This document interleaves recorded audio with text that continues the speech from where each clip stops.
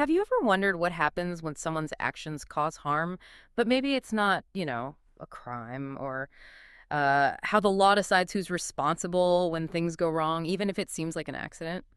Well, you're in luck because today we're taking a deep dive into the fascinating world of torts. We've got our hands on Angela's incredibly thorough law school notes. These are comprehensive outlines, really designed to prep anyone for the rigors of the bar exam. And these aren't just dry legal definitions, trust me. They're packed with surprising details, real-world examples, stuff that really brings the law to life. You see how it shapes our everyday interactions. Absolutely. And our mission today really is to pull out the most important nuggets of knowledge from Angela's notes. We want to clarify some of these complex ideas, connect the dots between concepts that might seem separate at first glance, and hopefully help you understand not just what the law says, but why it actually matters in our daily lives. Think of it as maybe a shortcut to being truly well-informed about civil wrongs, hopefully with plenty of aha moments along the way. And it's quite a journey we've mapped out. We'll start with those intentional acts that cause harm, the ones people usually think of first. Then we'll explore situations where liability exists even without fault, which is a really counterintuitive idea for a lot of folks. We'll examine the crucial defenses you can raise against these claims, dig into the sometimes annoying problem of nuisances, and even touch upon how responsibility can sort of spread to others, even if they didn't directly cause the harm themselves. And finally, we'll navigate that tricky terrain of dignitary and economic harms, things like defamation, damaging someone's reputation, or invasions of privacy. So yeah, buckle up because we're about to unpack some pretty serious legal concepts that are honestly far more relevant than you might think. Okay, let's kick things off with intentional torts. These really are the bedrock, the foundation of civil wrongs, wouldn't you say? And when we talk about intent here, in tort law, it's not exactly the same as, say, criminal intent, where a prosecutor might need to prove someone had, a guilty mind or a wicked heart. How does Angela's material break down this foundational concept for us? That's a great place to start, actually, because it is a really common point of confusion. At its core, an intentional tort requires a few key things. First, there needs to be an act by the defendant. And this isn't just any old movement. It has to be a volitional and willful act, Volitional, meaning the person had conscious control over their movement. It was their choice to move that way. Angela's notes highlight this perfectly. She gives the example, if someone hits another person while they're sleepwalking or having a seizure, Right. it's generally not considered a battery because the act wasn't volitional. The person wasn't in conscious control of their body at that moment. The law isn't really looking to punish involuntary reflexes or, movements made while unconscious. It's about deliberate choices. Okay, that makes a lot of sense. So it's less about moral blame, maybe, and more about whether the action itself was a conscious decision. Then we get to intent itself. I know this is often where people get tripped up. They think it means the person had to want to cause harm specifically. What do Angela's notes clarify here? Yeah, you're hitting on a really crucial distinction. For tort intent, the defendant must either have a purpose to produce that specific result, meaning they aimed for that outcome, that was their goal, or, and this is the key part, they must know with substantial certainty that the result will occur because of their action. Substantial certainty. The substantial certainty piece is where a lot of people get surprised. You don't need to prove a specific intent to cause harm. Just the intent to make the contact or perform the act itself is often enough. For instance, Angela's notes give this really striking example. A 5-year-old child. Okay. This 5-year-old bites someone's leg hard enough to cause stitches. That child can actually be liable for battery. Wow, a 5-year-old. Yeah, even if the child is too young to truly appreciate that what they did was wrong or understand the possibility of serious harm, the intent to, use their teeth against the stranger, which results in a harmful or offensive contact, that's enough. The kind of surprising takeaway here is that the objective offensiveness of the contact or its harmful nature matters more than the defendant's subjective malice or, an adult understanding of consequences. Wow. So it really boils down to the action and the certainty of its immediate physical outcome, not necessarily, as you said, the evil in your heart. I remember a note in her outline about how just knowing an activity might result in injury over, say, many, many instances, like maybe 1 in 10,000 times, that doesn't meet the substantial certainty threshold for any single act. So if you're, I don't know, launching a rocket and there's a tiny, tiny statistical chance it might hit someone someday, that's not enough for an intentional tort for this launch. It has to be much more direct, more probable for that specific action. Exactly. The focus is really on the direct, almost inevitable outcome of the specific act in question. And this kind of precision leads us into a really clever legal concept called transferred intent. Ah, yes, transferred intent. This concept always strikes me as, well, particularly clever. How does that legal domino effect actually work? Like, if I aim for person A but accidentally hit person B, does my original intent just kind of transfer over? It absolutely can, yeah. Transferred intent is, you can think of it like a legal shortcut or a bridge. If you intend to commit a specific list of intentional torts, and the list is battery, assault, false imprisonment, trespass to land, trespass to chattels, and conversion bind. If you intend one of those against person A, but you accidentally harm person B instead, your intent transfers to the actual victim, person B. Okay. And it also works if you intend one of those torts, say that you intend a battery, but what actually happens is an assault. The intent can transfer between those listed torts as well. But, and this is important, Angela's notes offer a crucial limitation here. Transferred intent doesn't apply if the initial act was actually lawful. So her example is a hunter shooting at a deer. That's generally a lawful act. Right. If the bullet misses the deer and unfortunately strikes a person, it's not a transferred battery, because the initial act, shooting at the deer, wasn't tortious itself. The hunter would likely be liable under negligence, sure, but not under an intentional tort theory using transferred intent. That helps us understand the specific boundaries of this often misunderstood doctrine. That's a really important nuance. It's not just a blank check for intent. The original intended act itself has to be one of those listed torts. Okay, and finally, for these core concepts, we have causation. This seems maybe a bit more straightforward. It just means the defendant's act must be a factual cause of the plaintiff's injury, right? Without the act, the harm wouldn't have happened. That's generally correct, yeah. It's often framed as the but-for test. But for the defendant's volitional action, the injury would not have occurred. It's the link, essentially, between the conduct and the outcome. Hashtag B. Intentional torts to the person. All right, now let's zoom in a bit on the specific intentional torts that are aimed against a person. Starting with battery. This isn't just, punching someone in a bar fight. It has very specific legal elements that might actually surprise some people. That's right. For battery, legally speaking, you need a harmful or offensive contact. That contact can be direct or indirect. It has to be with the plaintiff's person. It has to be caused by the defendant's act. And, of course, done with that requisite intent we just discussed. Okay. Harmful or offensive contact. How is that judged? Is it subjective? No, it's judged by an objective standard. The question is, what would a reasonable person, someone with average sensibilities, find offensive? It's not usually about the plaintiff's unique, maybe hypersensitive feelings, but rather what society generally deems inappropriate or unacceptable contact. Okay, so it's about what society generally accepts as normal or maybe abnormal interaction. Angela's notes have a great, almost counterintuitive example of this. A passenger on a bus lightly tapping a woman on the back to tell her she forgot her package. Now, even though this particular woman had recently had back surgery and the tap was excruciatingly painful for her, she likely cannot recover for battery. Why is that? This is such a critical insight into how the law subtly balances individual rights with, well, the practicalities of living in a crowded society. The woman in that situation is presumed to have implicitly consented to the ordinary contacts of daily life that happen in public spaces. A light tap on the back to get attention is generally considered a universally accepted non-actionable contact. Even if, unfortunately, it happens to cause unexpected pain due to some pre-existing condition that the person tapping didn't know about. The kind of surprising takeaway is that some physical interactions, even if they technically cause harm or pain, aren't legally actionable as battery if they fall within those bounds of common social courtesy or necessity. That makes a lot of sense, especially when you think about just navigating a busy street or, a crowded bus. And when we talk about the plaintiff's person, it isn't just like their skin or body, is it? No, it extends beyond just the skin itself. Is It includes anything that's intimately connected to the person at that moment. Think about their clothing, maybe a cane they're holding, a package they're carrying, or even like the chair they're sitting in if you pull it out from under them. Yeah. The idea is that these items are considered extensions of the person's physical space or being in that context. And importantly for battery, actual damages are not required.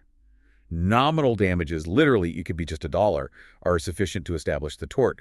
You don't need to prove you had medical bills or lost wages. The law recognizes the invasion of bodily integrity itself as the harm. That's a powerful point. The law values bodily integrity so highly that the invasion itself is the actionable wrong, even without significant physical harm. Okay, moving on to assault. This one gets confused with battery all the time, right?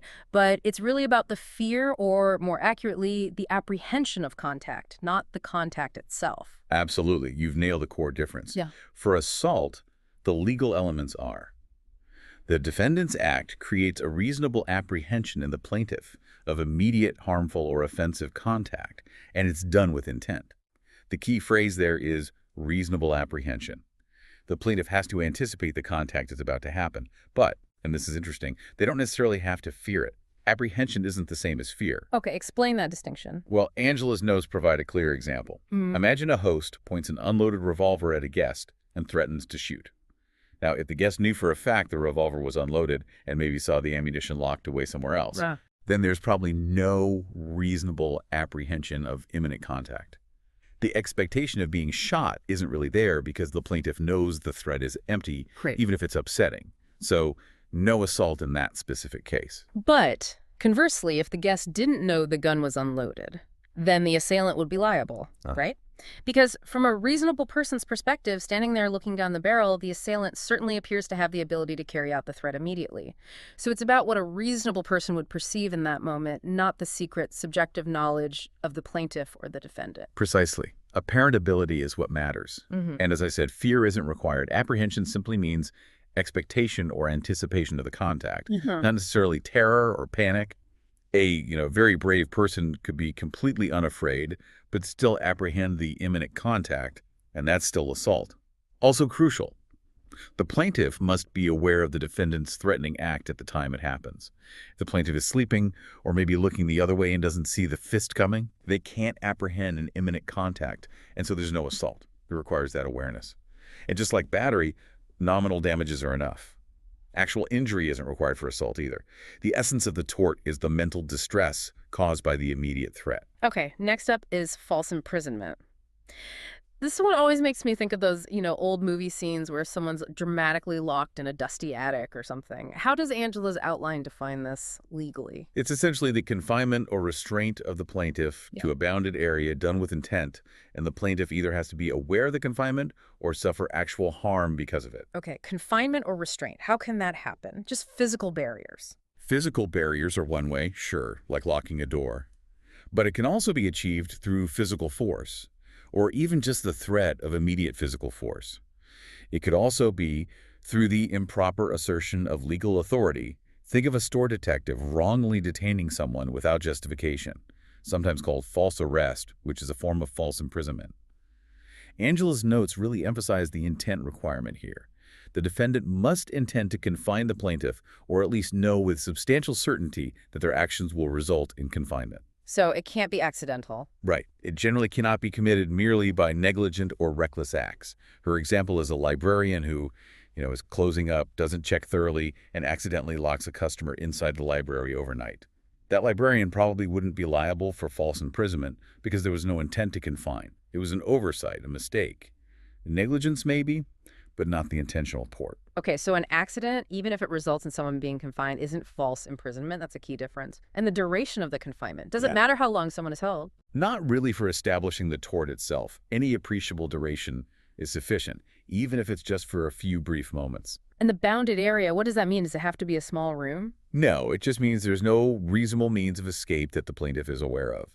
If you're confined to a large field, but there's an unlocked gate you know about, it's probably not a bounded area. But if the only way out is, say, dangerous or hidden, then it could still qualify. You can't just be expected to, jump out a second-story window if that's the only way out. That's not reasonable. Got it. And once again, like battery and assault, nominal damages are sufficient here. That's correct. The tort protects the fundamental right to freedom of movement. Regardless of how long that freedom is denied or whether there's any resulting physical harm, the confinement itself is the injury. Then we come to a really interesting one. Intentional infliction of emotional distress, often abbreviated as IIED. This one is notoriously difficult to prove because it requires truly extreme and outrageous conduct. Yeah, this is where we see some pretty shocking cases, the ones that really push the boundaries of what society considers acceptable behavior. The elements, as I recall, are extreme and outrageous conduct by the defendant, intent to cause severe emotional distress, or acting with recklessness toward that outcome, causation, and the plaintiff actually suffering severe emotional distress. So, what makes conduct extreme and outrageous? It's often described as conduct that transcends all bounds of decency, right? Something that would make an average member of the community exclaim, outrageous. Exactly. It has to be truly beyond the pale. Angela's notes mention things like repeated, extreme methods of bill collection as an example that can qualify, constantly harassing someone at all hours, calling their workplace to shame them, making credible threats of false arrest or violence. Right. And we've certainly seen this play out in some very high-profile, often tragic cases. The lawsuit brought by Vanessa Bryant against Los Angeles County officials concerning those leaked crash photos of Kobe Bryant and their daughter, that's a really poignant example. Absolutely. The county actually argued her emotional distress stemmed from the deaths themselves, not necessarily the photos, and they even tried to compel a psychiatric evaluation to determine the source of her distress. It just highlights how incredibly difficult it can be to prove the specific intent and causation elements for IIED, especially when there are other deeply traumatic events involved. Her lawyers, as reported, met this with what was described as scorched earth discovery tactics, basically. Extremely aggressive legal strategies. And similarly, the Bollea v. Gawker media case, the Hulk Hogan case, also shed light on IIED. That case involved the publication of a private sex tape. Yeah. It's particularly focused on the constitutional defense of public concern, showing that even if information might arguably be newsworthy, the manner of its disclosure or the specific intimate details published can still cross that line into outrageous conduct. So it's not just about causing someone distress, but about doing it in a truly awful, unacceptable way. And the mental state is key, too. Either intending that severe distress or acting with reckless disregard for whether it would occur. And crucially, unlike the previous torts we discussed, battery, assault, false imprisonment, actual damages are required for IIED, right? You have to prove you suffered severe emotional distress. Yes, that's a critical element. Severe emotional distress is an absolute must. And historically, some courts even required physical symptoms. Things like severe headaches, ulcers, debilitating anxiety, sleep disorders, as objective proof that the distress was truly severe. But that's changed somewhat, hasn't it? It has. Angela's notes indicate that many modern courts, often following the guidance of the Restatement Third of Torts, may permit recovery without physical symptoms if there's other credible evidence that the emotional distress is genuinely severe. Things like expert medical testimony, maybe a psychiatrist's evaluation, can often help corroborate the severity. The law has definitely evolved to recognize the very real and debilitating nature of purely emotional harm, even if it doesn't manifest physically. That's a really important evolution, I think, recognizing that emotional harm can be just as profound, if not more so, than physical harm, even without a visible symptom. What about bystander cases, where someone else is the direct victim of some outrageous act, but you witness it? Can you recover for IIED if you weren't the one directly targeted? Yes, but the rules are very strict, very limited. Generally, a close family member can recover for IID if they meet several conditions. They have to be located near the scene of the incident. They must witness the event firsthand, sometimes called experiencing contemporaneous shock, meaning they perceive the traumatic impact as it's happening. They obviously have to be closely related to the direct victim, like a parent, spouse, or child. And the victim must suffer severe physical injury or death. Angela's notes offer a critical limitation to illustrate this.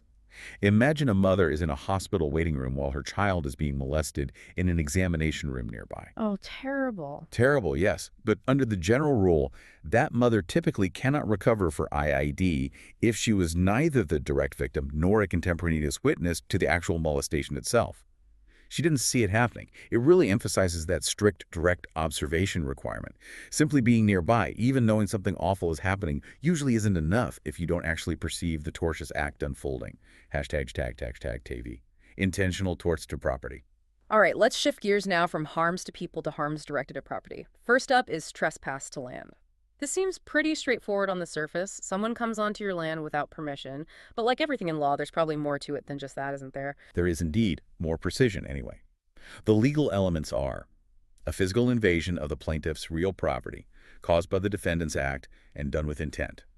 Now, physical invasion can be by a person walking onto the land, sure, But it can also be by an object like throwing a rock onto someone's yard or letting your dog run onto their property. It could even be a force, like diverting a stream so it floods their land. Okay. Angela's notes make a really key distinction here between tangible and intangible invasions. Tangible invasions, things you can touch, like the rock, the person pouring liquid, are basically always trespass. And interestingly, they don't even require actual damages. Nominal damages are enough to protect the owner's fundamental right of exclusive possession, Even if no harm is done. even if no harm is done. But intangible invasions, things like invisible matter, fumes, vibrations, maybe excessive noise or light, those do generally require proof of actual damages to be actionable as trespass. This is partly because these intangible things often blur the line with the tort of nuisance, which, as we'll discuss later, focuses more on interference with the use and enjoyment of land rather than a direct physical intrusion. Okay, so the law protects that right to keep people and tangible things off your property very strongly, even if no real harm occurs. That makes sense for tangible invasions. And when we say real property, it isn't just the surface of the land, right? It goes up and down. That's correct. Traditionally, it extends vertically, both above the surface into the airspace and below the surface into the ground, at least within a reasonable distance that a landowner might actually use or occupy. Angela's notes offer a great example of this. An underground intrusion from a well that's dug at an angle, so it crosses the property line beneath the surface that is a trespass. Ah, like slant drilling. Exactly. However, she also notes that simply depleting shared underground resources like water, oil, or gas from a common basin by drilling a perpendicular well straight down on your own neighboring land is generally not considered a trespass, even if it draws resources from under your neighbor's land. This highlights the complex legal concepts around lateral boundaries for subterranean resources, where different rules often apply to shared migratory resources. Interesting. The intent element is also crucial here and often misunderstood. The defendant doesn't need to intend to trespass in the sense of knowing they're on someone else's property without permission. They just need to intend the act that causes the physical invasion. Meaning? Meaning, if you intend to walk onto a piece of land, that's enough intent for trespass, even if you honestly and reasonably believe it's your own land or public land. The intent is to do the physical act of entering. So mistake isn't usually a defense to intentional trespass. Generally not for the intentional tort itself. Now, Angela's notes make a subtle distinction. If someone is, say, texting and driving and negligently swerves off the road onto your property, Right. they could be liable for negligent trespass to land if they cause damage. That's different from the intentional tort, whereas we said for tangible invasions, damage isn't strictly necessary. Nominal damages are enough for the intentional act of entry. Okay, got it. Intentional entry, even by mistake, nominal damages suffice. Negligent entry requires actual damage. Next, trespass to chattels. This sounds similar, but it's about personal property chattels, not land. How do we define this one? Right. This protects your right to possess your personal belongings. For trespass to chattels, the elements are an intentional interference with the plaintiff's possessory right in their personal property, their chattel, which causes actual damages. Now, interference can happen in a couple of ways. There's intermeddling, which means directly damaging the chattel itself, like scratching someone's car or kicking their dog. Or there's dispossession, which means taking the chattel away from the owner's control, even temporarily, like borrowing their lawnmower without asking. Okay. The intent required is only the intent to perform the act that does the interfering. You don't need an intent to cause harm or to permanently deprive the owner. So if you playfully take your friend's phone just to hide it for a minute, even if you fully intend to give it right back and mean no harm, you still have the intent to interfere with their possession, which satisfies that element. So if I, say, borrow my friend's pen without asking just for a second, and while I have it, it accidentally breaks, could that be trespass to chattels? Potentially, yes, if it caused actual damages. That's the key difference here compared to trespass to land. Angela's notes are really clear that actual damages are required for trespass to chattels. This could be harm to the chattel itself, the broken pen, or maybe deprivation of its use for a significant period if you took their essential work tools for a day, or even bodily harm to the possessor that results from the interference, like if you yanked a book out of their hands and injured their wrist. Okay. Angela's notes give the example of a 4-year-old boy who, innocently throws someone's cat to see if it lands on his feet. Oh, dear. Yeah. If the cat, luckily, is completely unharmed, there's technically no trespass to chattels, even if the owner is understandably very distressed. This really emphasizes that requirement of actual damage to the chattel or a meaningful loss of its use. And this need for actual damages is precisely what distinguishes it from the related but more serious tort of conversion. Trespass to chattels usually involves relatively minor interference or temporary deprivation. Conversion is much bigger. Okay, so conversion is the really serious interference, where the property is essentially treated as, well, gone or totally unusable, or the defendant acts like they own it. Exactly. Conversion is defined as an intentional exercise of dominion or control over the plaintiff's personal property that so seriously interferes with the plaintiff's rights that the law basically says the defendant must pay the full value of the chattel. So like a forced sale. Okay, what kind of acts count as conversion? Things like outright destruction of the property, causing serious damage to it, theft, wrongfully selling or transferring it to someone else, or wrongfully refusing to return it after a legitimate demand of wrongful detention. The intent required is similar to trespass to chattels. You just need the intent to do the act that results in the exercise of dominion or control. You don't necessarily need malicious intent or an intent to do something you know is bad. Mistake about ownership is generally not a defense. Yeah. Angela's notes use the classic, you break it, you bought it idea here.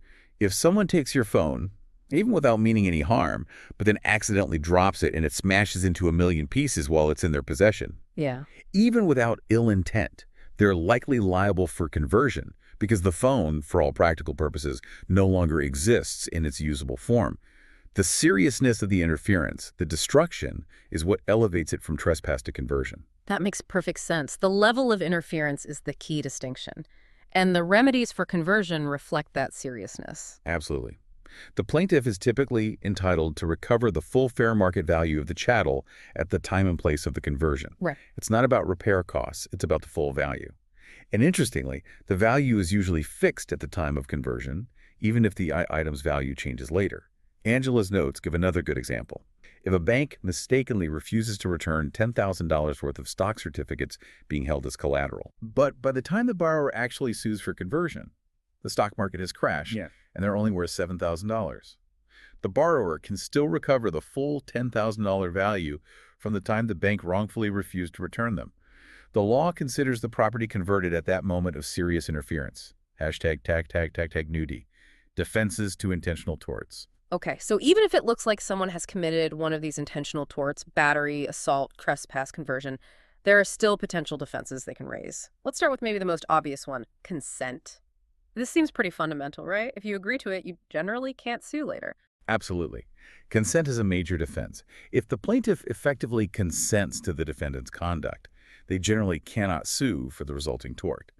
Now, a couple of key points. First, the person giving consent must have the legal capacity to do so, meaning they need to be of sound mind, understand what they're consenting to, and generally not be a minor, though minors can consent to some things appropriate for their age.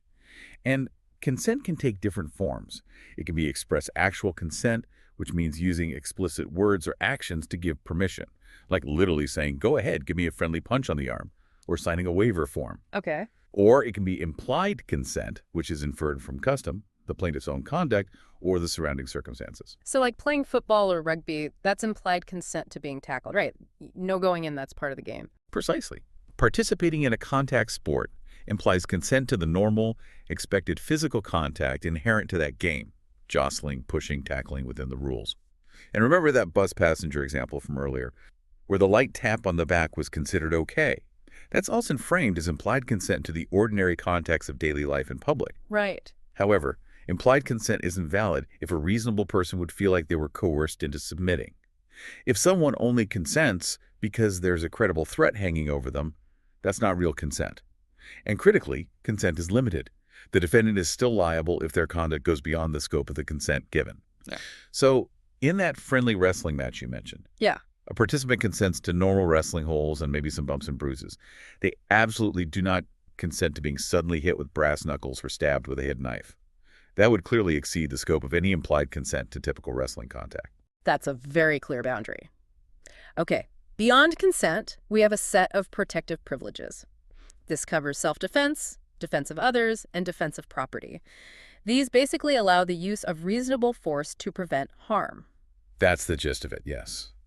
The general rule underlying all these protective privileges is that the person asserting the defense must have a reasonable belief that force is necessary to protect themselves, another person or their property from some kind of imminent harm or unlawful interference.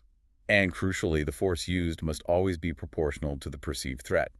You can't use excessive force. You can't, as the saying goes, use a cannon to swat a fly. Okay, let's break down self-defense first. When is it available? What are the rules? Self-defense is available when you have a reasonable belief that you are facing an imminent threat of harmful or offensive contact or confinement.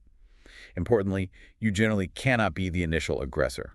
You can't start a fight and then claim self-defense when the other person fights back. What if you're mistaken? What if you think someone's about to attack you, but they actually weren't? A reasonable mistake regarding the need for self-defense is generally allowed.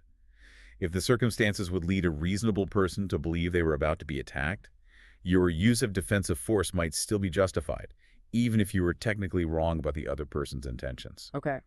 And how much force can you use? Only that amount of force that is reasonably necessary and proportional to repel the perceived threat. You could meet force with similar force. Deadly force likely to cause death or serious bodily injury is justified only if you have a reasonable apprehension of suffering loss of life or great bodily injury yourself. You can't use deadly force to repel a non-deadly threat. And Angela's notes point out a really important split in law here regarding retreat. The majority rule in the U.S. allows you to stand your ground. If you're threatened with deadly force, you can generally use deadly force in return, even if you could have safely retreated. But the minority rule, often associated with the restatement view, imposes a duty to retreat if you can do so in complete safety, before using deadly force. This duty to retreat is especially strong if the threat you're facing is non-deadly, like someone coming at you with fists, and you're considering using deadly force in response. So whether you have a duty to run away first depends on the state you're in. That's a big difference. What if, while legitimately defending yourself, you accidentally injure an innocent bystander? Are you still liable to that bystander? Generally, no. If a person is acting in legitimate self-defense, using reasonable force against an attacker, and they accidentally injure a bystander in the process, the defense of self-defense usually still applies, not only to any claim by the original attacker, but also to any claim by the injured bystander. The law tends to recognize the actor's privilege to defend themselves in that urgent situation, and the accidental harm to a third party doesn't typically negate that privilege, assuming the force used was reasonable against the initial threat. That seems fair, given the difficult circumstances. How about defense of others? Is it basically the same rules, just applied to protecting someone else? Pretty much, yes. You're essentially stepping into the shoes of the person you're defending. The defendant must have a reasonable belief that the third party is in danger of imminent unlawful force. Again, a reasonable mistake about whether the third person is actually in danger or whether the force is necessary is generally allowed. And, as always, only reasonable and proportional force may be used. You can use the amount of force that the person being attacked would have been privileged to use themselves. Angela's notes even mention you might be able to threaten deadly force if it's reasonably necessary to, say, impede someone who's trying to rescue a person in a way that would actually endanger their life, like pulling a drowning person back into dangerous waters. It's about preventing greater harm. Okay, now, defense of property. This one feels like it should be simple. You can defend your stuff, but I suspect there are some significant limits, especially regarding the amount of force you can use. You suspect correctly. Yes, the privilege exists when you have a reasonable belief that your property is in immediate danger of unlawful interference, like theft, destruction, or trespass. You can use reasonable proportional force that is necessary to prevent that interference. Usually this means non-deadly force. Okay, non-deadly. Here's the crucial limitation that Angela's notes highlight, and it surprises a lot of people. Deadly force may never be used merely to defend land or chattels. You cannot set up a spring gun designed to kill or seriously injure a trespasser just to protect your property. Human life is valued more highly than property in the eyes of the law. That seems like a fundamental principle. It is. Now, there's an important caveat. If the wrongdoer who was committing the trespass or trying to take your property also threatens you or another person with death or serious bodily harm, then deadly force may be justified. But it's justified under the principle of self-defense, or defense of others, not just defense of property. The threat to life becomes the paramount justification.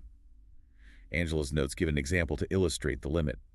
A homeowner finds a 12-year-old child trespassing in their garage. If the homeowner repeatedly hits the child with a baseball bat, causing serious injury, the homeowner is liable for the child's injuries because the force used was excessive and caused serious harm, even if the child posed no threat of serious injury to the homeowner. Excessive force is never protected. So definitely no deadly booby traps. But what about less than deadly warnings or deterrents, like a fence with barbed wire? Yes, visible non-deadly deterrents are generally acceptable. Things like barbed wire on a fence or a clearly posted "Beware of Dog" sign can serve as adequate warnings. If someone gets minor scrapes in the barbed wire while trying to climb the fence, the landowner might be absolved of liability because the deterrent was reasonable and visible. And what about the specific situation of shoplifting? Merchants seem to have some right to detain people they suspect. Is that covered here? Yes, that falls under the protective privileges. Merchants generally have a specific, limited privilege to reasonably detain suspected shoplifters on the premises for a reasonable amount of time for the purpose of investigation, like verifying if items were paid for. Angela's notes reiterate that reasonable suspicion for the stop and a reasonable amount of time for the detention are the absolute keys here. It can't be based on a mere hunch, and they can't hold someone for hours. It's a narrow privilege designed to allow store owners to investigate promptly without immediately having to involve the police for every suspicion. Okay. And quickly, what about re-entry onto land and recapture of chattels? If someone wrongfully takes your property, can you just go onto their land and take it back? For recapture of chattels, yes. The owner of chattel that was wrongfully taken generally has a privilege to use reasonable, non-deadly force to retake it, especially if the taking was discovered promptly. Fresh pursuit. The owner may also be privileged to enter onto the wrongdoer's land to reclaim the chattel at a reasonable time and in a reasonable manner. Generally, this should be done without causing a breach of the peace or using force against a person, though Angela's notes mention that some authority, like the Restatement, Second of Torts, might allow reasonable force against the taker if you're on their land trying to get your stuff back immediately. Re-entry onto land from which you were wrongfully ejected is more complex and often requires resorting to legal process rather than self-help, especially if there's likely to be resistance. So again, the law really tries to prevent violence and encourage using legal channels where possible. Okay, next offense, necessity. This is interesting. It's when you interfere with someone else's property rights, but you do it to prevent an even bigger problem. It's a defense specifically to property torts: trespass to land, trespass to chattels, conversion. And there are two distinct types: public necessity and private necessity. Public necessity applies when the defendant interferes with private property rights, but does so reasonably and apparently necessarily to avoid a widespread disaster for the community as a whole. Think of firefighters destroying one house to create a fire break to save an entire town from a wildfire. Right, the classic example. In that situation, public necessity acts as a complete defense. The defendant, often the government, but could be a private citizen acting for the public good, is not liable for any damages caused to the property that was sacrificed. The logic is that the public benefit overwhelmingly outweighs the individual private loss. So if the city intentionally floods your farm field to prevent a dam from breaking and flooding the whole valley, they don't owe you for your ruined crops. That seems quite harsh on the individual, even if you understand the logic. It can seem harsh, yes. The law essentially places that burden on the individual for the benefit of the community in those extreme circumstances. Then there's private necessity. This applies when the defendant interferes with private property rights, but does so to protect their own personal property, or that of a small number of others, from serious harm. The classic example is tying your boat to someone else's private dock during a sudden violent storm to save the boat and yourself. Okay, how is that different legally? Angela's notes highlight the key distinction. Private necessity is only a qualified defense. This means the defendant is privileged to commit the trespass itself, so the dock owner can't sue them just for tying up there during the storm. However, the defendant must pay for any actual damages they cause to the plaintiff's property as a result of their necessary actions. So if tying up the boat damages the dock, the boat owner has to pay for those repairs. Ah, okay. Angela's notes use that boat example further. Yeah. If the dock owner, seeing the boat tied up, unties it during the storm, causing the boat to be destroyed, the boat owner can actually sue the dock owner for the loss of the boat, because the dock owner had no right to expel the boat while the necessity, the storm, existed. The boat owner had the privilege to be there, even though they'd have to pay for any dock damage later. That makes more sense. It's a balance. You can use their property out of necessity, but you're still responsible for the damage you cause. So if I park my car on someone's lawn without permission because a tornado is coming, Right. that's private necessity. I'm not liable for the trespass itself. But if my car leaks oil all over their prize-winning roses, I probably have to pay for the roses. And if they tried to forcibly tow my car during the tornado, damaging it, they could be liable to me. Exactly. That captures the qualified nature of the private necessity privilege perfectly. Finally, just circling back on defenses for intentional torts, Angela's notes make a really important policy point about assumption of risk and contributory negligence. While these are often defenses in negligence cases where fault is shared, Right. they're generally not defenses to intentional torts like assault or battery. And why is that? It seems counterintuitive sometimes. If someone willingly puts themselves in a risky situation or provokes someone, shouldn't they bear some responsibility if they get intentionally hurt? The law takes a very strong stance here, largely for policy reasons. The thinking is that allowing defenses like contributory negligence or assumption of risk for intentional torts would essentially reduce the cost or deterrent effect for those who commit intentional wrongs like battery or assault. It could potentially make batterers, for example, more prone to commit such acts if they knew their liability might be reduced because the victim asked for it or was somehow negligent. It's a critical policy decision embedded in the law. You generally cannot consent to or assume the risk of an intentional battery or assault in a way that negates the tortfeasor's liability. The law wants to deter intentional wrongdoing very, very strongly.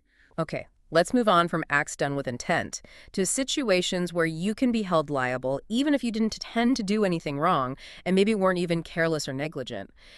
This is the really fascinating and sometimes controversial area of strict liability. It often catches people off guard. It really does. And what's fascinating, as you say, is that the core concept of strict liability is precisely that, liability without fault. The defendant is held liable for harm caused by their activity or product, regardless of their individual fault meaning, regardless of whether they were negligent or had any wrongful intent. This doctrine is typically applied only in very specific, limited circumstances involving activities or conditions considered inherently dangerous, or where public policy demands the risk be placed on the party engaging in the activity. So it's not about how careful you tried to be. Generally, no. For the activities covered by strict liability, even exercising the utmost care won't absolve you if harm occurs. The liability attaches simply because you chose to engage in that specific, high-risk activity or put that product into the stream of commerce. It's about the inherent nature of the thing itself. Okay, so it's about the activity, not the actor's level of care. What are some of the main categories where strict liability applies? I know animals are one. Yes, liability for animals is a classic category, and within that, the law usually differentiates based on the type of animal. For domesticated animals, pets, livestock owners are generally not strictly liable for harm caused unless they knew or had reason to know of that particular animal's dangerous propensities. Ah, the one-bite rule, Yeah. essentially. Exactly. That's the common shorthand for dog bites, though it applies more broadly. The idea is the owner isn't strictly liable the first time their seemingly gentle dog bites someone unexpectedly. But once they know the dog has a tendency to bite, they're on notice, and strict liability might apply for future incidents. Angela's notes illustrate this with a landlord scenario. A landlord can be liable for injuries caused by a tenant's dog if the landlord knew about the dog's vicious propensities before leasing the premises or renewing the lease and had the power to do something about it. But if the landlord had no notice, they generally won't be liable under strict liability. Okay, so if your perfectly behaved poodle suddenly snaps and bites someone out of the blue, you're probably not strictly liable unless maybe some local ordinance imposes it. But if you keep a dog with a known history of aggression, it's a completely different ballgame. The burden shifts to the owner who's aware of the specific risk. That's the underlying principle. Now, for trespassing animals, there's often strict liability imposed on owners for foreseeable damage caused by their trespassing livestock. Think of cattle trampling a neighbor's crops. And then for wild animals, animals that belong to a category or species not generally devoted to the service of humankind in that locality. Like tigers, bears, monkeys. Exactly. Owners of wild animals are generally held strictly liable for the harm caused by those animals, regardless of how many precautions they took to keep them contained. The law recognizes an inherent, non-delegable risk simply by choosing to possess a wild animal. The assumption is they can never be fully tamed or predictable. That makes sense. One important limitation across the board, though, is that strict liability for animal-caused harm is generally not available to trespassers. If you unlawfully trespass onto someone's property and get bitten by their guard dog or mauled by their pet tiger, you generally can't sue under a strict liability theory. You assume some risk by trespassing. Okay. What about activities that are just inherently dangerous, even if you try your best to be careful? That's where abnormally dangerous activities come in, right? Yes, this is another major category. The law imposes strict liability for harm resulting from activities that meet certain criteria. Generally, these are activities that first involve a high degree of risk of serious harm to others. Second, that risk cannot be eliminated even by the exercise of reasonable care. And third, the activity is not a matter of common usage in the community. So things like, Classic examples include blasting operations with dynamite, storing large quantities of explosives, fumigating with highly toxic gases, or maybe transporting certain hazardous chemicals. The risk is so great and the potential for catastrophic harm so severe that liability attaches simply for engaging in the activity, even if every possible precaution was taken. The underlying policy rationale is often that the entity choosing to engage in such an unusually dangerous activity for their own benefit should bear the cost if it goes wrong, rather than letting the loss fall on an innocent victim who had no control over it. that seems fair. The enterprise bears the risk it creates. And then, probably the biggest area where strict liability impacts most people is products liability. This is huge, affecting almost everything we buy and use daily. Absolutely. Products liability is a massive field.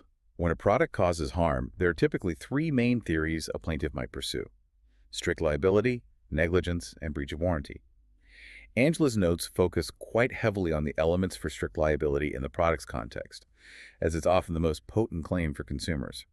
First, a key requirement is that the defendant must be a commercial supplier of the product, meaning only those who are regularly engaged in the business of manufacturing, distributing, or selling that type of product can be held strictly liable. This includes manufacturers, wholesalers, distributors, and retailers, basically. Anyone in the commercial chain of distribution who profits from the sale. Angela's notes state, for example, that a supermarket selling damaged cans of food, even if they sell them at a discount and may be worn they're dented, is still a commercial supplier and can be held strictly liable if the contents are dangerously contaminated, because selling food is their business. Okay, so if I bake a cake for a friend's birthday and accidentally use spoiled ingredients that make them sick, I'm probably not strictly liable because I'm not a commercial baker. But if a professional bakery sells that same bad cake, they are potentially on the hook under strict liability, and the product itself has to be defective. What kinds of defects are we talking about here? Generally, the law recognizes three main types of product defects that can trigger strict liability. First is a manufacturing defect. This means the particular product unit the plaintiff encountered departed from its intended design in a way that made it more dangerous than other identical units. Like one car off the assembly line with faulty brakes while all the others are fine? Exactly. It's a flaw in the production of that specific item. Second, there's a design defect. Here, the problem isn't just with one unit. All products of that line are dangerous because the design itself is flawed, even if they were perfectly manufactured according to that flawed design. Okay, how do courts decide if a design is defective? That seems complicated. It is. Many courts use a risk utility test. They essentially weigh the risks posed by the product's design against its benefits or utility. Factors considered might include the likelihood and severity of potential harm, the availability and feasibility of a safer alternative design, the cost of that alternative, and the product's overall usefulness to the consumer and society. If the risks outweigh the utility, the design may be deemed defective. That's a fascinating balancing act. It's not just about did something go wrong with this one item, but is the entire design unreasonably dangerous? Precisely. And the third type is a warning defect, also sometimes called an inadequate warning or instruction defect. This occurs when a product poses a non-obvious risk of harm, and the manufacturer fails to provide adequate warnings or instructions about that risk to enable the user to avoid it. Angela's notes provide a really practical insight here.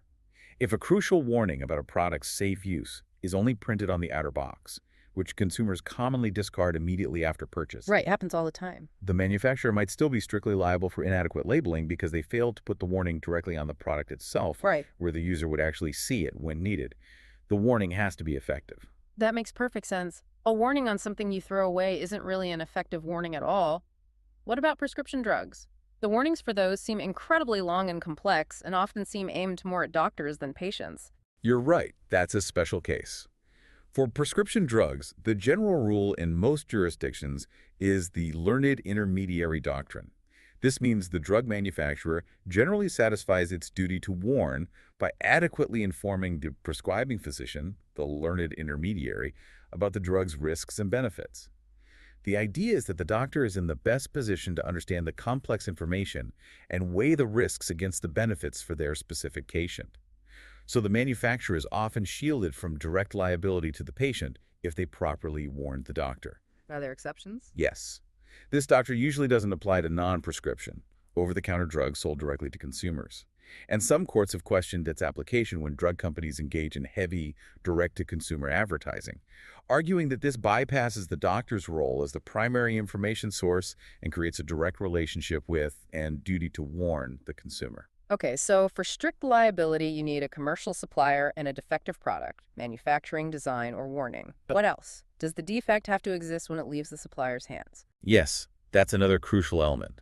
The defect must have existed when the product left the defendant's control. The supplier isn't liable for defects caused by subsequent misuse or alteration after the sale, unless that alteration was foreseeable. And what if the defect is in a component part, say a faulty airbag supplied by one company but installed in a car made by another? Who's liable then? Generally, if a component part is defective when it leaves the component manufacturer, both the component manufacturer and the manufacturer of the finished product, like the car maker, can be held strictly liable, along with any intervening wholesalers or retailers. So everyone in the chain. Pretty much everyone in the commercial chain who profited from the sale of the defective product can be potentially liable. The idea is they are all in a position to exert pressure for safety and spread the cost of injuries. However, if non-defective components are merely assembled into a final product that is defective because of the way it was assembled or designed, then typically only the final manufacturer and subsequent distributors would be liable, not the makers of the safe components, unless the component supplier somehow participated in the faulty integration process. What if the consumer misuses the product? Does that automatically let the manufacturer off the hook? Or is the manufacturer still liable if they maybe should have anticipated that kind of misuse? That's another area with some subtle but important nuances. Misuse by the plaintiff is often raised as a defense, but it's not always a complete bar to recovery. If the misuse of the product was foreseeable by the manufacturer, it generally does not negate the manufacturer's liability for a defect that contributed to the injury. Foreseeable misuse. Like what? Well, think about people standing on chairs not designed as step stools, or using a screwdriver as a pry bar. If these kinds of misuses are common and predictable, the manufacturer might still be liable if the product's design or warnings didn't account for that foreseeable misuse and it led to injury. The manufacturer can still be liable if the injury resulting from the intervening cause, the misuse, was a foreseeable consequence of the original defect. So it's really about anticipating how people might actually use or misuse a product in the real world, not just how it's supposed to be used according to the instruction manual. Right. That's a high bar for manufacturers. What kind of damages can you recover under strict products liability? Is it just for physical harm? Under strict liability, plaintiffs can typically recover for personal injury and for property damage, meaning damage to property other than the defective product itself. So if a defective toaster catches fire and burns down your kitchen, you can recover for your burns, personal injury, and for the damage to your kitchen, property damage, under strict liability. However, pure economic loss is generally not recoverable under strict liability, or usually negligence either. Pure economic loss. That means losses where the only damage is to the defective product itself, and there's no personal injury or damage to other property. For example, if the engine in your new car fails prematurely due to a defect, but it doesn't cause an accident or injure anyone, the cost of repairing or replacing the engine is considered pure economic loss. This is often governed by the economic loss rule, which basically says that tort law, like strict liability and negligence, isn't the right place to recover for losses where the product just doesn't perform as expected or damages itself. Those kinds of losses are typically addressed through contract law, like breach of warranty claims. That's a really important distinction. So if your brand new TV just stops working after a week, that's likely a warranty issue under contract law, not a strict liability tort claim unless it, like, exploded and injured you or damaged your living room. And finally, can manufacturers just disclaim strict liability? Can they put a sticker on a potentially dangerous product saying, use at your own risk, not responsible for injuries? Generally, no, not effectively for personal injury. While manufacturers can sometimes disclaim or limit warranties under contract law, following specific rules. Public policy usually forbids them from disclaiming strict tort liability for personal injuries caused by defective products. The law views this as a fundamental protection for consumers that manufacturers cannot simply contract away through fine print. Okay. You also mentioned other theories besides strict liability, like negligence and warranty. Can you give us just a quick rundown on those in the product's context? Sure, liability based on negligence looks at the manufacturer's or seller's conduct. They can be found negligent if they fail to exercise reasonable care in designing, manufacturing, inspecting, or warning about the product, and that failure caused the injury. It focuses on fault did they act unreasonably. Then there are implied warranties, which arise automatically under contract law unless properly disclaimed. The main ones are the implied warranty of merchantability, meaning the product is fit for its ordinary purpose, and the implied warranty of fitness for a particular purpose, meaning it's suitable for a specific use that the buyer communicated to the seller. These are contractual but often relevant in product injury cases too. And finally, representation theories cover situations where a manufacturer makes an explicit claim or misrepresentation about a product, maybe in advertising or labeling, that turns out to be false, and the consumer relies on it and gets hurt. This could be an express warranty claim or even intentional misrepresentation, fraud, if the seller knew the claim was false. Hashtag tag tag tag 3. Affirmative defenses and other torts. All right, we've journeyed through intentional harms and the fascinating world of strict liability. Now let's explore another category of torts that often pops up in everyday life, maybe more subtly. Let's start with nuisance. This isn't about direct physical contact or a defective product, but more about ongoing interference with someone's use and enjoyment of their land. Exactly. And what's really interesting about nuisance law is how it constantly tries to balance competing, often legitimate uses of property. How do we allow industry and development while still protecting homeowners from excessive noise or pollution? It's a balancing act. As you noted, we generally divide nuisance into two main types: private nuisance and public nuisance. Private nuisance involves a substantial and unreasonable interference with a particular person's, or maybe a small group's, use and enjoyment of their land. Okay, let's break that down. What exactly counts as substantial interference? That sounds a little bit subjective, maybe? It does have a subjective element, but it also has an objective component. It definitely has to be more than just a trivial annoyance or a minor inconvenience. It has to be something that would be genuinely offensive or inconvenient to a normal person in the community. Think about things offensive to the senses like persistent, foul odors from a nearby factory or farm, excessively loud noise day and night from a neighbor's band practice, Yeah. or maybe intensely bright lights from a commercial property shining directly into your bedroom windows all night. Okay. It doesn't necessarily have to damage property value or cause physical illness to be substantial, although it often does. But purely aesthetic complaints, like your neighbor painting their house a color you find hideous, are generally not considered substantial interferences amounting to a nuisance. The law doesn't usually protect purely aesthetic sensibilities. Right, you can't sue your neighbor for bad taste, usually. And what about the unreasonable interference part? That seems even more subjective. How does the law determine if the interference, even if substantial, is also unreasonable? Is it just about how annoying it is? It's more complex than just annoyance level. Unreasonableness requires a balancing test. Courts weigh the utility of the defendant's conduct, like is the factory providing essential jobs and products, against the gravity or severity of the harm being caused to the plaintiff. They'll look at factors like the character of the neighborhood, whether the plaintiff or defendant was there first, though that's not decisive, the nature and extent of the harm, and whether the defendant could feasibly reduce the interference without undue hardship. Hmm. And Angela's notes clarify an important point here about hypersensitive plaintiffs. A plaintiff generally cannot recover for private nuisances if their complaint stems solely from their own unusual sensitivity, if an ordinarily sensitive person in the community would not be unduly bothered.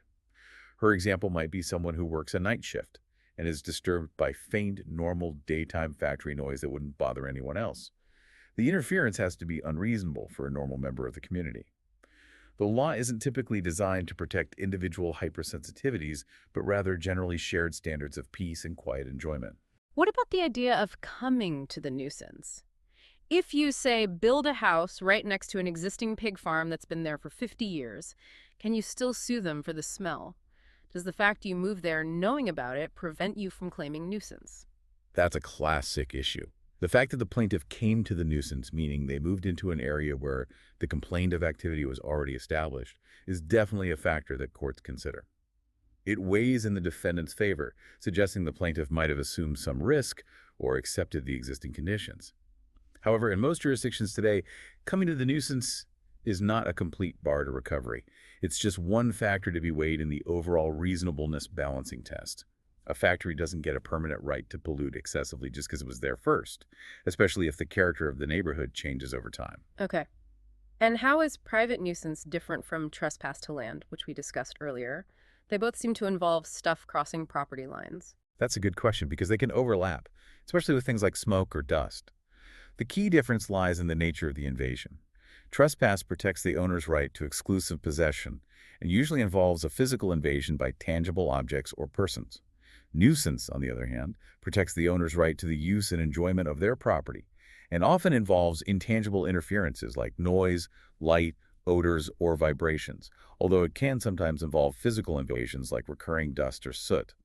The focus is on the level of interference with enjoyment rather than just the physical entry itself. Got it. Trespass is about the boundary being physically crossed. Nuisance is about the quality of life on the property being diminished. What are the remedies if a court finds a private nuisance exists? Can you just force them to stop whatever they're doing? There are a few potential remedies. The most common is monetary damages to compensate the plaintiff for the harm they've suffered, maybe the decrease in their property value, or costs incurred due to illness caused by pollution, or just compensation for the loss of enjoyment. If money damages are considered inadequate to solve the problem going forward, a court might grant an injunctive relief. This is a court order directing the defendant to stop or modify the nuisance-causing activity. So they can make them stop. Sometimes, but courts often try to tailor the injunction to balance the equities. For example, instead of completely shutting down a socially useful factory, a court might order it to install noise reduction technology, limit its operating hours, or adopt different pollution controls, aiming to prevent the unreasonable harm while preserving the activity's utility where possible. There's also a limited right to abatement by self-help. This means the victim of a private nuisance may, in some circumstances, be privileged to enter the actor's land to take reasonable steps to end the nuisance themselves. Really? You can go onto their property? Under specific conditions, yes. Generally, the nuisance victim must first provide notice to the landowner and give them a chance to fix it, unless doing so is impractical or would cause further harm. And if they do enter, they can only use the amount of force reasonably necessary to abate the nuisance, and they must be careful not to cause unnecessary damage. They'd be liable for any harm exceeding what was reasonably needed.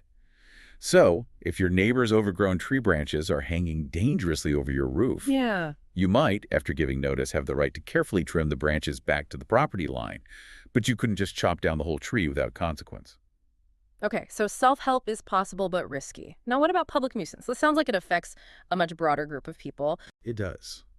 Public nuisance is defined as an unreasonable interference with a right common to the general public. It typically involves conduct that affects the health, safety, welfare, or comfort of the community as a whole. Often, public nuisances involve the violation of a statute or ordinance. Think of things like illegal dumping of hazardous waste, widespread air or water pollution affecting a whole town, maintaining a property used for illegal drug sales, or maybe blocking a public highway. So it's bigger scale, affecting the community. Can an individual person sue for a public nuisance, or is that only something the government can do? That's a key distinction. Generally, a public nuisance action is brought by a public official, like the attorney general or a district attorney, on behalf of the public. For a private individual to have standing to sue for a public nuisance, they typically must show they suffered sexual injury or harm of a different kind, meaning harm that is distinct from or significantly greater than the harm suffered by the public at large. Can you give an example? Sure. If a factory pollutes a public river, everyone in the community might suffer the general harm of reduced recreational use. But a commercial fisherman whose livelihood depends entirely on that river and who loses substantial income because the fish die off, that fisherman likely suffers a special injury, different in kind from the general public's harm, and thus might have standing to bring a private action based on the public nuisance. Angela's notes might mention cases like the city of Chicago suing paint manufacturers for the public costs associated with lead paint abatement. That's a governmental entity asserting the public right. Okay. And the remedies for public nuisance seem a bit different, too, more focused on stopping the problem. Often, yes. Remedies typically include injunctive relief to stop the offending activity altogether, or sometimes civil penalties. In some cases, it could even lead to criminal prosecution. As for defenses, One significant defense, especially against public nuisance claims related to regulated activities, can be legislative authority. If the defendant's conduct fully complies with all applicable statutes, regulations, and zoning laws, that compliance might serve as a defense, on the theory that the legislature has already balanced the harms and benefits and authorized the activity. But compliance isn't always a complete shield, especially if the activity is still causing unreasonable harm beyond what the regulations anticipated. Fascinating how the law tries to manage these widespread harms. Let's shift gears slightly now to vicarious liability and some other miscellaneous considerations. Vicarious liability is this idea where one person can be held legally responsible for the torts committed by another person simply because of their relationship. Right. And what's really striking about vicarious liability is that it imposes liability without direct fault on the part of the person being held liable. They didn't necessarily do anything wrong themselves, but because of a special relationship, the law holds them responsible for the actions of another. The most common and important example by far is the employer-employee relationship, governed by the doctrine of respondent superior, which is Latin for let the master answer. Okay. Under respondent superior, an employer is vicariously liable for tortious acts committed by their employee if those acts occur within the scope of the employment relationship. So if a delivery driver for a pizza company negligently causes a car accident while rushing to deliver a pizza, the pizza company is generally on the hook, right? Because Right. the driving was part of the job. But what about situations where the employee deviates a bit? Like, what if the driver stops to run a quick personal errand on the way? That brings up the classic frolic versus detour distinction. The law says a minor deviation from the employer's business is still considered within the scope of employment. That's a detour. For example, stopping briefly for gas or quick coffee while on a delivery route is likely still within the scope. However, if the employee substantially deviates from the authorized route or task for purely personal reasons like driving 20 miles out of the way to visit a friend, that's considered a frolic. And the employer is generally not vicariously liable for torts committed during that frolic. The employee is deemed to be on their own time. Okay, that makes sense. What about intentional torts committed by employees? Like, if a bouncer gets overly aggressive and assaults a patron, is the employer liable then? Intentional torts are generally considered outside the scope of employment because employers don't usually hire people to commit assault or battery. However, there are important exceptions. An employer can be vicariously liable for an employee's intentional tort if the tort was committed in furtherance of the employer's business, even as misguidedly, or if the nature of the job involves the potential use of force and the force used is foreseeable, like the bouncer example or maybe security guards. Also, Angela's notes mention potential liability if the employer was negligent in hiring, supervising, or retaining an employee known to have violent tendencies or a habit of misconduct. In that case, it's not just vicarious liability, but also direct negligence by the employer. Got it. What about situations involving independent contractors? Is the hiring party generally off the hook for the contractor's negligence? Generally, yes. The rule is that the person or company that hires an independent contractor is not vicariously liable for the contractor's torts, primarily because the hiring party doesn't typically have the right to control the specific manner and means by which the contractor performs the work. But there must be exceptions, right? Oh, absolutely. There are significant exceptions. One major exception is for inherently dangerous activities. If the work being contracted out involves such a high degree of risk that it can't be made safe, like demolition with explosives, the hiring party often remains vicariously liable, even if the contractor was negligent. The risk is considered non-delegable. Another key exception involves non-delegable duties. These are duties that the law says a person or entity cannot delegate away to a contractor. A common example is a landowner's duty to keep their premises reasonably safe for business invitees. Angela's notes give that excellent example of a hotel owner having a non-delegable duty to maintain the hotel's public elevators in safe operating condition.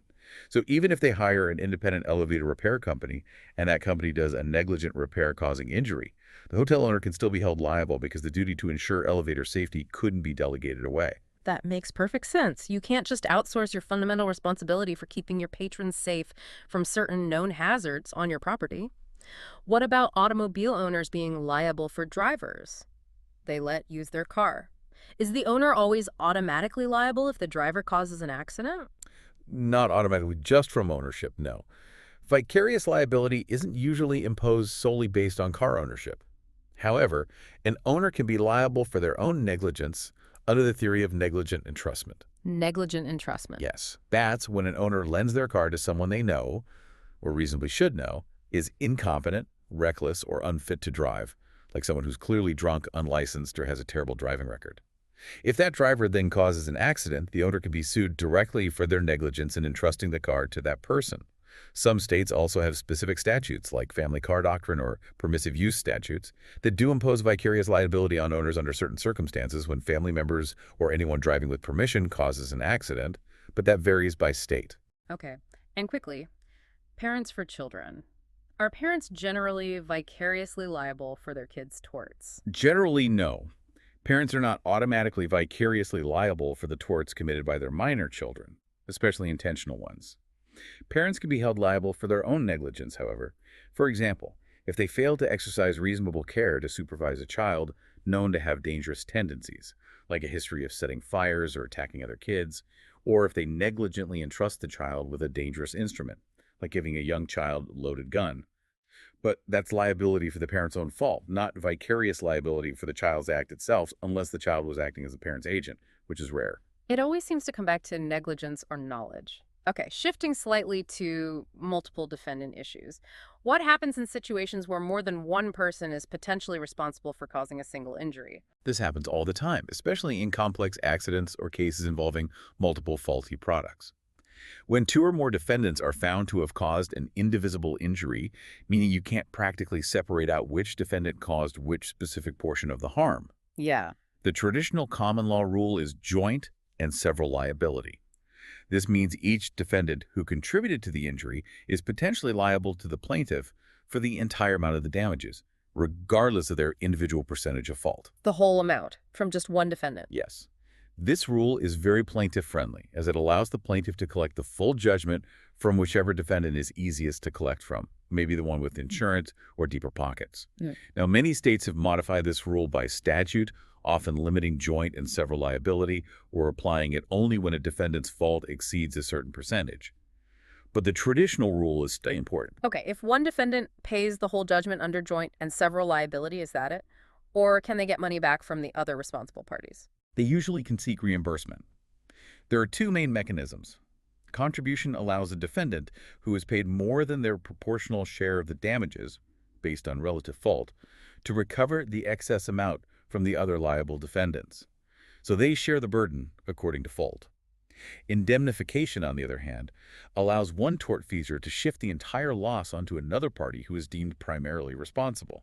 This often applies in vicarious liability situations, like an employer seeking indemnity from the negligent employee, or in products liability, like a retailer who is held liable seeking indemnity from the manufacturer of the defective product. Indemnity is about shifting the whole burden, while contribution is about sharing it. Okay, that clarifies the difference. What about claims for loss of consortium and tortious interferences with family relationships? These aren't about direct physical injuries to the plaintiff themselves, but damage to relationships. Exactly. These torts recognize that when one family member is seriously injured or killed due to a tort, the other family members suffer their own distinct harms. Loss of consortium typically allows a spouse to recover damages for the loss of companionship, affection, services, and sexual relations resulting from the injury to their husband or wife. Some jurisdictions also allow similar claims for the loss of a parent's or child's companionship and services. These actions acknowledge the profound, non-economic harm that ripples through a family unit when one member is wrongfully injured, protecting the relational interests themselves. And similarly, survival actions and wrongful death actions come into play when the tort actually results in someone's death. How are these two different? They sound similar. They are often brought together, but they are legally distinct actions serving different purposes. Survival actions are brought by the representative of the deceased person's estate. They are essentially the claims that the deceased person could have brought themselves if they had survived. Like for their pain and suffering before death. Exactly. Damages might include medical expenses incurred before death, lost earnings between injury and death, and sometimes damages for the deceased's own pain and suffering. These damages benefit the estate and are distributed according to the will or intestacy laws. Wrongful death actions, on the other hand, are brought directly by specific statutory beneficiaries, typically close family members, like the surviving spouse, children, or parents. These claims are for their own losses resulting from the death, Such as? such as lost financial support they would have received from the deceased, loss of companionship, guidance, and affection, and funeral expenses. The damages are intended to compensate the survivors for their losses, not the estate for the deceased's losses. Okay, that's a clear distinction. Finally, let's touch on tort immunities. Are there situations or parties who are just completely protected from being sued in tort, even if they cause harm? Historically, yes, there were several broad immunities, but most have been significantly eroded or abolished over time. Intra-family tort immunities used to prevent spouses from suing each other and children from suing parents, and vice versa, largely based on the idea of preserving family harmony. But most jurisdictions have largely abolished these immunities, recognizing that family members should have recourse for wrongful injuries just like anyone else, especially for intentional torts or car accidents. Governmental tort immunity or sovereign immunity is still a major factor, though. The basic principle is that federal, state, and local governments are generally immune from tort liability unless they have specifically waived that immunity by statute. Like the Federal Tort Claims Act. It's exactly. The Federal Tort Claims Act, FTCA, provides a limited waiver of immunity for certain torts committed by federal employees acting within the scope of their employment. States have similar statutes, but they often contain many exceptions and limitations, especially for discretionary government functions, policy decisions, versus ministerial functions, carrying out established policies. Angela's notes highlight an important distinction often made at the state and local level. Immunity is less likely to apply to proprietary governmental functions, activities that are more like those a private business might undertake, such as operating a municipal water supply, an electric utility, or maybe a public transportation system. Immunity is more likely to apply to core governmental functions like police protection, fire services, or running the court system. So if the city-run bus driver negligently hits you, you might have a claim because operating a bus system is somewhat proprietary. But if a police officer makes a mistake during a high-speed chase that leads to injury, that might be fielded by immunity because police work is a core governmental function, possibly involving discretionary decisions. That's a huge difference in potential liability. It is, and the rules vary significantly from state to state, making governmental immunity a very complex area. There used to be broad charitable immunity as well, protecting nonprofit organizations, but that too has been largely abolished or limited in most states. Hashtag soy, defamation, invasion of privacy, and other harm to economic and dignitary interests. Okay, for our final section, let's talk about harms that aren't necessarily about physical injury or property damage, but instead strike at our reputation, our sense of privacy, or our economic interests. First up is defamation. This involves statements that hurt someone's good name, and goodness knows it's become a massive topic in public discourse lately. It really has. Defamation law tries to balance the protection of individual reputation against freedom of speech. The core elements are generally: first, a defamatory statement about the plaintiff. Second, that statement must be of and concerning the plaintiff, meaning it specifically identifies them. Third, it must be published to a third party. Fourth, there's usually a requirement regarding the statement's falsity. Fifth, there must be some level of fault on the defendant's part. And sixth, the plaintiff must typically prove damages. Okay, let's unpack those. Defamatory statement. What makes a statement defamatory? A statement is defamatory if it tends to harm the plaintiff's reputation in the community, lowering them in the estimation of others, or deterring third persons from associating with them. It can be an explicit accusation, like falsely calling someone a thief or incompetent. Or it can be more subtle, using inducement and innuendo, where surrounding facts or context make an otherwise innocent-sounding statement defamatory. Angela's notes provide a good illustration.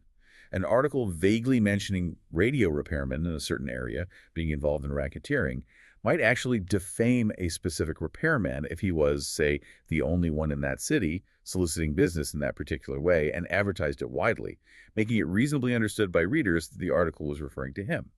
The context makes the general statement specific and damaging. So it's about how the statement would be reasonably understood by the audience considering all the circumstances. And it has to be about a living person, correct? You generally can't defame someone who has passed away. That's correct. Defamation law protects the reputation of the living, and publication is a key element. It simply means the defamatory statement must be communicated, intentionally or negligently, to at least one third party, someone other than the plaintiff, who understands its defamatory meaning. Just saying something nasty directly to the person with no one else hearing or reading it usually isn't publication. Okay. And the statement has to be false. Yes, falsity is crucial. Truth is generally an absolute defense to defamation. If the statement, however damaging, is actually true, there's no liability. The burden of proving truth or falsity can get complicated, though. Under modern constitutional law, particularly stemming from the landmark case New York Times v. Sullivan, if the plaintiff is a public official or public figure, they actually have the burden to prove that the defamatory statement was false. They have to prove it was false, not the defendant proving it was true. Correct, for public figures suing over matters of public concern. For private figures, the rules are a bit different. Traditionally, in defamation cases involving private individuals, falsity was often presumed, and the defendant had the burden of proving truth. However, the Supreme Court has indicated that even for private figures, if the statement involves a matter of public concern, the plaintiff might still need to bear the burden of proving falsity. If it's a purely private matter about a private figure, the old common law rule, defendant proves truth, might still apply in some states. Wow, that burden of proof shift based on public figure status and public concern is huge. And that leads directly into the fault requirement, right? This is where actual malice comes in. Exactly. Yeah. This is another major constitutional limitation protecting speech, especially about public matters. Yeah. The level of fault the plaintiff must prove depends heavily on their status. Sure. For a public official or public figure plaintiff, they must prove the defendant made the false statement with actual malice. And actual malice doesn't mean ill will or spite, does it? It has a specific legal meaning. Precisely. It's a legal term of art. Actual malice means the defendant either knew the statement was false when they made it, or they acted with reckless disregard for the truth, meaning they had serious doubts about the statement's truth, but published it anyway. This is a very high standard, deliberately difficult for public figures to meet, designed to protect robust public debate.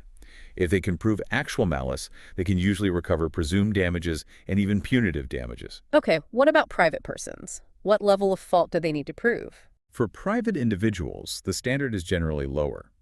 If the defamatory statement involves a matter of public concern, the Supreme Court has said the plaintiff must prove, at a minimum, that the defendant acted with negligence regarding the statement's falsity. They have to show the defendant didn't act like a reasonably prudent person in checking the facts before publishing. If the statement is about a purely private concern, like office gossip not related to any public issue, the constitutional restrictions are lessened, and states might allow liability based on negligence or possibly even without fault under older common law rules, though most states still require at least negligence today. We've certainly seen these fault standards play out dramatically in recent high-profile defamation cases like the Johnny Depp and Amber Heard trials, or cases involving media outlets reporting on controversial figures. The outcomes often hinge entirely on whether the plaintiff is deemed a public figure and whether they can meet that incredibly high actual malice standard. Indeed.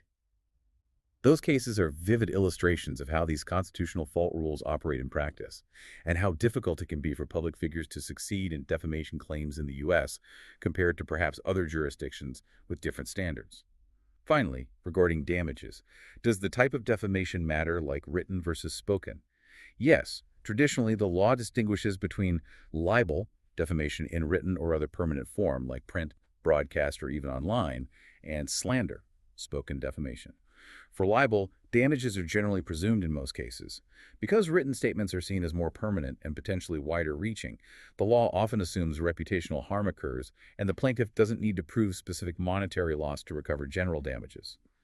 For slander, however, the traditional rule requires the plaintiff to prove special damages, meaning actual, concrete pecuniary loss, like losing a job or a specific business deal that resulted directly from the slanderous statement. Unless, isn't there an exception? Yes, unless the slander falls into one of the slander per se categories. These are types of spoken statements considered so inherently damaging that damages are presumed, just like libel. The recognized categories usually include accusations of committing a serious crime, having a loathsome disease, historically leprosy or venereal disease, now sometimes including things like AIDS, statements adversely affecting one's business, trade, profession, or office, or historically imputing serious sexual misconduct or unchastity, especially to a woman, though this category is viewed more critically today. If spoken defamation falls into one of these per se categories, the plaintiff doesn't need to prove special damages. Okay, that makes sense. And defenses to defamation. We mentioned truth. What else? Besides truth, consent is a defense if the plaintiff agreed to the publication. And very importantly, there are privileges. An absolute privilege completely protects certain statements, regardless of falsity or malice, because the context demands complete freedom of expression. This typically applies to statements made during judicial proceedings, by judges, lawyers, witnesses, legislative proceedings, by certain executive officials in the course of their duties, and between spouses. Then there's qualified privilege, or conditional privilege. This protects statements made in good faith, on a proper occasion, for a proper purpose, and limited in scope to that purpose where there's a legitimate interest to protect, like communication between people with a common interest or an employer giving a job reference. This privilege can be lost if the speaker acted with actual malice or exceeded the scope of the privilege. Okay, let's move on to invasion of the right to privacy. This isn't just one single tort, is it? It's more like a collection of distinct wrongs that protect different aspects of what we consider private. That's exactly right. Unlike defamation, which protects reputation, the privacy torts protect different facets of our right to be left alone or control information about ourselves. Prosser, a famous torts scholar, identified 4 distinct torts under the umbrella of invasion of privacy. First, appropriation of plaintiff's picture or name. This is the unauthorized use of a person's identity, their name, picture, or likeness for the defendant's commercial advantage or benefit. Think of using a celebrity's photo in an ad campaign without their permission. Right, the commercial exploitation aspect is key there. What's the second one? Second is intrusion upon plaintiff's affairs or seclusion. This involves an intentional intrusion, physical or otherwise, upon the solitude or seclusion of another or their private affairs or concerns. That would be highly offensive to a reasonable person. So this is about the act of prying or snooping itself. Precisely. It protects the zone of privacy. Angela's notes list classic examples like illegally tapping someone's phone lines, secretly recording conversations in a private place, persistent unwanted viewing or photographing into someone's home, peeping, hacking into private computer files, unauthorized entry into a hospital room, maybe intrusive searching of personal belongings like shopping bags without cause, or forcing unreasonable drug tests. The key is the offensive act of intrusion into a place or matter where the plaintiff had a reasonable expectation of privacy. Publication isn't required for this tort. And the Kobe Bryant crash photos case we mentioned earlier seems like a prime example of this intrusion tort, right? The deputies allegedly intruding on the private scene of a tragedy for no legitimate reason. Absolutely. That case was largely framed as an intrusion upon seclusion, the highly offensive act of taking and sharing gratuitous photos of human remains in a private setting, violating the family's right to privacy and their grief in the dignity of the deceased. The subsequent Kobe Bryant Act of 2020 in California, making such unauthorized photo sharing by first responders a misdemeanor, directly reflects society's condemnation of that kind of intrusion. It, along with cases like Hulk Hogan's involving the sex tape, really highlights that sensitive boundary between legitimate public interest and deeply private moments or information. Okay, so intrusion is about the offense of prying. What's the third privacy tort? It sounds a lot like defamation. Publication of facts placing plaintiff in false light. It does sound similar, and they often overlap, but there's a distinction. False light involves giving widespread publicity to matters concerning the plaintiff that place them before the public in a false light that would be highly offensive to a reasonable person. While defamation focuses specifically on harm to reputation, false light focuses more broadly on the offense caused by the false portrayal, even if it doesn't technically lower their reputation. For example, attributing beliefs or actions to someone they don't hold or didn't do in a way that paints a very misleading and offensive picture. Because it involves falsity and publicity, the same constitutional limitations regarding fault, actual malice for public figures, that apply in defamation generally apply here too. And there's a First Amendment angle here too, right? About publishing potentially offensive but accurate things. Yes, particularly relevant, perhaps more to the next tort, but also here. There's a general First Amendment protection for the media to publish truthful information about matters of public concern, even if it's unpleasant or offensive to some. For instance, accurately publishing photos from a newsworthy public event, even if those photos are gruesome, might be protected speech and not actionable as false light or invasion of privacy if they are accurate and relate to a matter of legitimate public interest. That's always a difficult line to draw, what's genuinely newsworthy versus what's just gratuitously offensive. Okay, and the fourth privacy tort. The fourth is public disclosure of private facts about plaintiff. This involves giving widespread publicity to matters concerning the private life of another, where the matter publicized would be highly offensive to a reasonable person and is not of legitimate concern to the public. So this is about revealing true but private information. Exactly. Unlike defamation or false light, truth is not a defense here. The information is private and true, but its public disclosure is what's actionable because it's highly offensive and not newsworthy. Think about publicly revealing details about someone's private debts, medical conditions, or private sexual relations without their consent. The Naomi Campbell case from the UK House of Lords is a good illustration. She was a public figure, and she had admitted to drug addiction, making that somewhat public. But the court found that a newspaper publishing specific details and photographs of her attending Narcotics Anonymous meetings went too far. That specific information about her treatment was deemed private, confidential, and not of legitimate public concern. Thus, its publication was an invasion of her privacy. It shows even public figures retain a sphere of private life. So, even if something is true and maybe even involves a public figure, disclosing all the intimate, private details can still cross the line into an invasion of privacy if it's highly offensive and not genuinely newsworthy. What defenses apply generally to these four privacy torts? Consent is a defense to all four types, just like in defamation. If you agree to have your picture used, or intrusive surveillance or private facts revealed, you generally can't sue. Additionally, the absolute and qualified privileges that apply in defamation, like statements in judicial proceedings, can often apply to the publication-based privacy torts, false light, and public disclosure because they involve published statements. However, these privileges typically do not apply to appropriation, which is about unauthorized use of identity, or intrusion, which is about the act of prying, as those don't necessarily involve published statements in the same way. Okay, two more quick categories to cover in this area of dignitary and economic harms. Next, misrepresentation. This is essentially about being lied to or misled, often in business or financial dealings. Right. And again, the law distinguishes based on the defendant's mental state. The main tort here is intentional misrepresentation, which is also commonly known as fraud or deceit. The elements are generally, first, a misrepresentation by the defendant of a material fact. Second, the defendant must know the representation is false or act with reckless disregard for its truth. This is called scienter. Third, the defendant must intend to induce the plaintiff to act or refrain from acting in reliance on the misrepresentation. Fourth, the plaintiff must actually and justifiably rely on the misrepresentation. And fifth, the plaintiff must suffer actual pecuniary damages as a result. So it has to be a factual statement, not just an opinion? Generally, yes. It needs to be a false representation of a past or present fact. Angela's notes offer a clear example. If a used car seller knowingly and falsely tells a buyer that the car just passed its state inspection when it actually failed, that's a misrepresentation of a material fact, likely constituting fraud if the buyer relies on it. However, mere opinions, predictions about the future, or statements of value, sometimes called puffery, are generally not considered factual representations sufficient for fraud.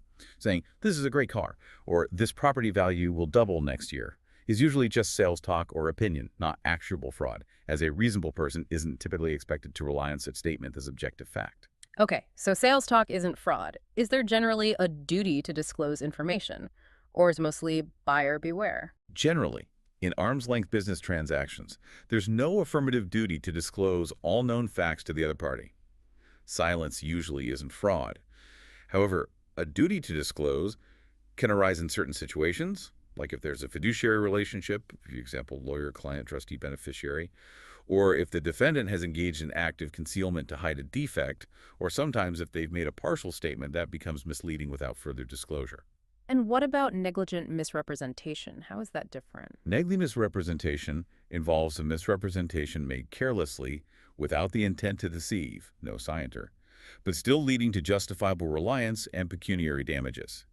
It typically applies in business or professional settings where someone supplies false information for the guidance of others in their business transactions and fails to exercise reasonable care in obtaining or communicating the information. Think of an accountant or surveyor providing inaccurate information that their client relies on to their detriment. The duty of care is often narrower here than in fraud cases. Okay. And finally, let's briefly touch on interference with business relations. This seems aimed at protecting ongoing business relationships or future economic prospects from improper meddling by third parties. That's exactly right. This tort protects against intentional and improper interference with existing contracts or even prospective economic advantages. The typical elements are, first, the existence of a valid contractual relationship between the plaintiff and a third party, or a valid business expectancy or potential relationship. Second, the defendant's knowledge of that relationship or expectancy. Third, intentional interference by the defendant that induces or causes a breach or termination of the relationship or expectancy. Yeah. Fourth, the interference must be improper. And fifth, causation of actual economic damages to the plaintiff. So if I know my competitor has a contract with a key supplier, and I maliciously convince that supplier to break the contract and sell exclusively to me instead, using lies or threats, That might qualify. Potentially, yes, especially if your means or motive were improper. Determining whether interference is improper involves balancing various factors, including the nature of the defendant's conduct, was it fraudulent, coercive, illegal, the defendant's motive, was it purely malicious or legitimate competition, the interests the defendant is trying to advance, the interests of the plaintiff, the social interests in protecting both competition and contractual stability, and the relationship between the parties. It sounds like fair competition is generally okay, but crossing the line into dirty tricks is not. That's a good way to put it. Aggressive but fair competition is usually privileged. It's when the interference involves wrongful means or is driven by improper motives that it becomes tortious. And notably, this tort is an exception to the economic loss rule we discussed earlier. If improper interference causes purely economic loss, like lost profits from the broken contract, those losses are recoverable under this tort. And if that economic harm is proven, the victim might also be able to recover for other resulting harms, like emotional distress or damage to their business reputation. Hashtag outro.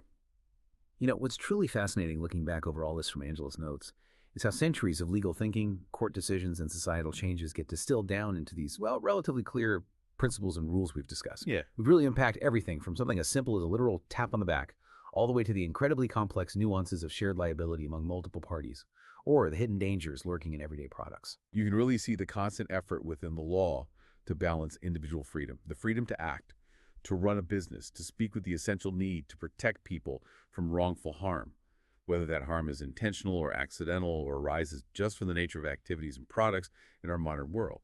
It's a constant evolving negotiation, really. It really is. So what does this all mean for you, the listener, tuning in today? Well, I think it means that pretty much every interaction you have, every product you use, maybe even every statement you make online or offline, exists within this incredibly intricate web of duties, rights, and potential liabilities we've been exploring.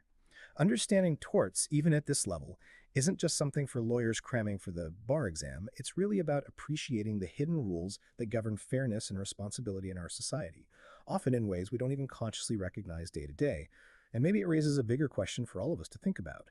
When does our individual freedom of action cross that line into causing unacceptable harm to others?